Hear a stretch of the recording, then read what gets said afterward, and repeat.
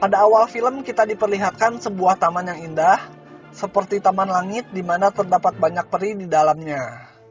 Tempat tersebut berdampingan dengan kerajaan manusia, di mana kerajaan tersebut dipimpin oleh seorang raja yang serakah, sombong, dan penuh rasa iri. Tempat yang indah tersebut bernama Mors, di mana makhluk hidup yang tinggal di sana tidak memiliki seorang raja, karena mereka hidup saling percaya dan bersahabat satu dengan yang lainnya.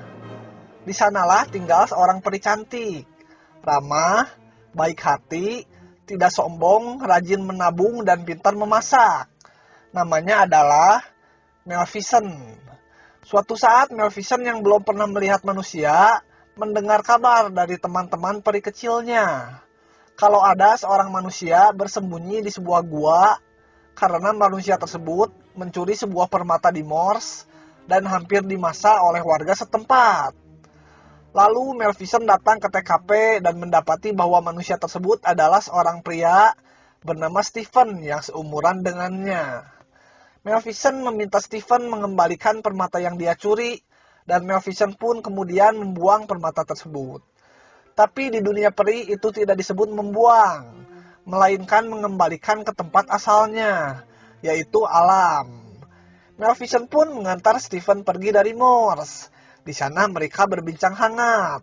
Stephen bercerita kalau dia hanya pria miskin yang bermimpi suatu saat bisa tinggal di sebuah istana.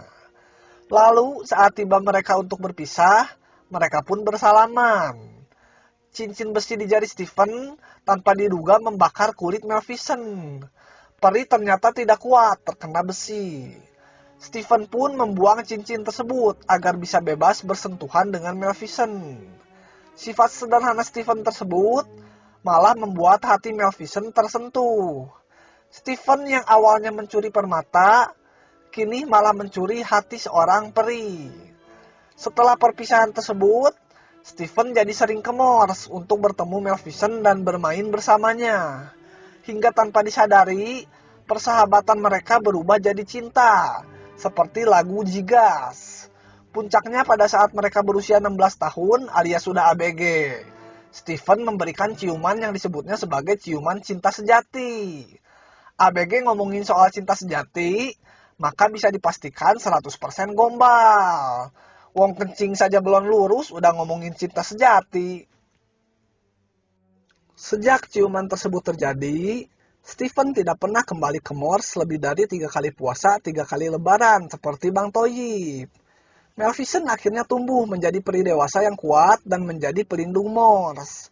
Walaupun begitu, dia masih saja selalu mengingat Stephen yang kini sedang mencari sesuap berlian di istana kerajaan manusia. Suatu hari, raja dari kerajaan manusia bersiap untuk menjajah Mors. Mors dianggap negeri yang indah, penuh rempah-rempah, tempat kayu dan batu jadi tanaman, dan tidak lupa juga kaya akan tambang emas dan nikel. Jadi ingat negeriku tercinta bernama Indonesia nih. Jelas saja penghuni Mors dipimpin Maleficent menghalangi niat raja tersebut dan balik melawan. Pasukan kerajaan berhasil dibuat kocar-kacir dengan kekuatan magic para penghuni Mors. Sang raja pun terluka parah setelah diserang Maleficent. Namun, saat Maleficent hendak menghabisi sang raja tersebut melukai Maleficent dengan tangannya. Wajar saja karena sang raja menggunakan baju zirah yang menutupi seluruh tubuhnya dengan besi. Saat sedang sekarat, di istana sang raja pun memanggil para pengawalnya. Dia berjanji akan menikahkan dengan putrinya bagi siapa saja yang bisa membalaskan dendamnya kepada Maleficent dan menjadikan orang tersebut seorang raja. Ternyata di sana ada Stephen yang sekarang menjadi pembantu di istana sang raja. Lalu Stephen yang sudah lama tidak menemui Maleficent tiba-tiba datang kembali ke Mors. Dengan sedikit speak-speak iblis dia merayu Maleficent. Sampai malam pun tiba dan Maleficent dibuat mabuk. Lalu tertidur di pangkuan orang yang dia cintai. Tapi sejak dahulu beginilah cinta, penderitaannya tiada akhir. Stephen malah berniat membunuh Maleficent. Tapi pada akhirnya Stephen hanya mencabut sayap Maleficent dan membawanya kepada sang raja. Sang raja yang sudah aki-aki dan hampir mati berhasil dibohongi bahwa Maleficent berhasil dibunuh. Stephen pun diangkat menjadi raja dan dinikahkan dengan putri kerajaan. Maleficent yang sudah kehilangan sayap sebagai salah satu sumber kekuatannya pun akhirnya terbangun. Dia menyadari bahwa cintanya telah dikhianati dan kini cintanya sudah berubah menjadi benci. Hatinya yang penuh harapan kini berubah menjadi kegelapan abadi dan dingin seperti es. Maleficent mengambil sebuah ranting dan dijadikannya sebuah tongkat sihir. Lalu dia juga menyelamatkan seekor burung gagak dengan mengubahnya menjadi manusia. Burung gagak tersebut bernama Diaval, yang akhirnya mengabdikan hidupnya untuk Maleficent. Diaval diminta menggantikan sayap Maleficent yang saat ini hanya menjadi hiasan di sebuah lemari kaca. Maleficent pun menyuruh Diaval terbang ke istana manusia yang kini rajanya adalah Stephen. Diaval mendapat kabar bahwa sang raja baru saja mempunyai seorang anak wanita.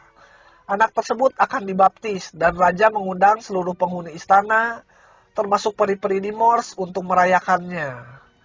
Kabar tersebut pun sampai ke telinga Maleficent dan membuatnya menjadi semakin geram. Saking geram dan bencinya kepada manusia, Maleficent pun merubah Moors yang awalnya indah menjadi penuh dengan kegelapan. Dia membuat pembatas dari pohon berduri antara Moors dan dunia manusia. Pohon tersebut sangat kuat dan sulit untuk dibakar karena terbuat dari sihir. Tibalah hari perayaan kelahiran anak perempuan Raja Stephen. Anak tersebut diberi nama Aurora. Perayaan tersebut dihadiri oleh orang banyak termasuk 3 peri Moors yang merupakan teman Maleficent datang sebagai upaya damai dengan manusia.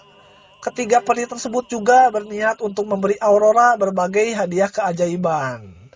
Peri pertama mendoakan Aurora agar menjadi gadis yang cantik. Sedangkan peri kedua mendoakan Aurora menjadi gadis yang tidak pernah bersedih. Namun saat peri ketiga hendak mengucapkan doanya, Maleficent yang dipenuhi dendam tiba-tiba datang dan menghentikan perayaan penuh kegembiraan tersebut. Maleficent memang tidak mencabut doa untuk Aurora sebelumnya, tapi dia menambahkan dengan sebuah kutukan. Kutukan tersebut berbunyi, pada saat ulang tahun ke-16, setelah matahari terbenam, Aurora akan tertidur seperti mati karena tertusuk jarum pemintal. Raja Stephen pun berlutut dan memohon kepada Maleficent agar membatalkan kutukannya. Maleficent hanya memberikan sedikit keringanan, yaitu Aurora akan terbangun jika mendapatkan ciuman cinta sejati dari seseorang. Hal tersebut diucapkan Maleficent karena dia yakin tidak ada cinta sejati di dunia ini. Tentu saja, hal tersebut berdasarkan pengalaman dia pernah disakiti hatinya oleh Raja Stephen. Maleficent juga menegaskan kalau kutukannya berlaku selamanya dan tidak ada kekuatan manapun yang bisa membatalkannya. Raja Stephen pun menjadi parno akan kutukan tersebut. Akhirnya dia membakar seluruh alat pemintal di wilayahnya dan membuangnya ke sebuah gudang bawah tanah. Aurora pun diserahkan kepada 3 peri untuk diamankan. Aurora dibawa ke sebuah gubuk kecil di tengah hutan sampai lewat usia 16 tahun di mana kutukan Maleficent tidak berlaku lagi. 3 peri tersebut berubah menjadi emak-emak agar bisa merawat Aurora dan menyamar sebagai manusia biasa. Tapi Diaval ternyata mengikuti mereka dan memberitahu Maleficent tempat di mana Aurora tinggal. Maleficent pun datang dan melihat Aurora melalui sebuah jendela. Maleficent berusaha menakuti Aurora. Namun bayi Aurora malah tersenyum melihat wajah Maleficent. Maleficent ternyata memiliki rasa peduli kepada Aurora. Sementara ketiga peri tidak mahir dalam mengurus seorang bayi. Tangisan Aurora yang tiada henti membuat Maleficent tergerak untuk turun tangan dan menyuruh Diaval untuk memberikan sesuatu kepada Aurora agar tidak menangis lagi. Hari-hari Maleficent dipenuhi dengan menjaga Aurora dari kejauhan, sambil sesekali menjahili teman perinya. Suatu saat Aurora akan jatuh dari tebing karena mengejar kupu-kupu. Maleficent pun melindunginya dengan menyihir tanaman untuk menangkap Aurora agar tidak terjatuh. Sementara Raja Stephen semakin dipenuhi amarah dan ketakutan hingga acuh terhadap istrinya yang sedang sakit. Dia memerintahkan pasukannya untuk menghancurkan pembatas dari pohon berduri yang dibuat Maleficent. Namun selalu gagal karena Maleficent menjaganya dan menumbuhkannya kembali. Setelah melihat pisau yang dia gunakan untuk memotong sayap Maleficent, Raja Stephen pun langsung berencana membunuh Maleficent dengan mengumpulkan seluruh pandai besi. Seperti kita ketahui bahwa peri sangat lemah terhadap besi. Aurora pun akhirnya tumbuh dewasa dan menjadi gadis yang cantik. Aurora selalu tersenyum sesuai doa para peri walaupun hidup sederhana jauh dari kerajaan. Suatu saat, Aurora penasaran dengan apa yang berada di balik pohon berduri yang membatasi Morse dan dunia manusia. Pada saat yang bersamaan, para prajurit istana juga sedang olah TKP di tempat tersebut. Maleficent yang melihat hal tersebut segera menghipnotis Aurora dan membuatnya tidak sadar. Lalu dia pun mengusir seluruh prajurit istana yang ada di sana dengan sihirnya. Setelah prajurit istana pergi, Maleficent pun membawa Aurora ke dalam Morse. Aurora pun terbangun dan bahagia melihat Morse yang begitu indah. Dia pun menyadari kehadiran Maleficent dan memintanya menampakkan diri. Maleficent awalnya menolak karena khawatir Aurora akan takut terhadap dirinya. Tapi setelah menampakkan diri, ternyata Aurora menganggap Maleficent sebagai peri pelindungnya. Aurora ternyata sudah menyadari kehadiran Maleficent dan dihafal sejak masih kecil. Setelahnya, Maleficent membuat Aurora kembali tidak tersadar dan membawanya keluar dari Morse. Sejak saat itu, Aurora sering berkunjung ke Morse dan bermain di sana. Sementara Maleficent mulai menyadari kalau dia menyayangi Aurora dengan sepenuh hati. Pada saat Aurora sedang tertidur, Maleficent pun menyelinap dan berusaha mencabut kutukannya kepada Aurora.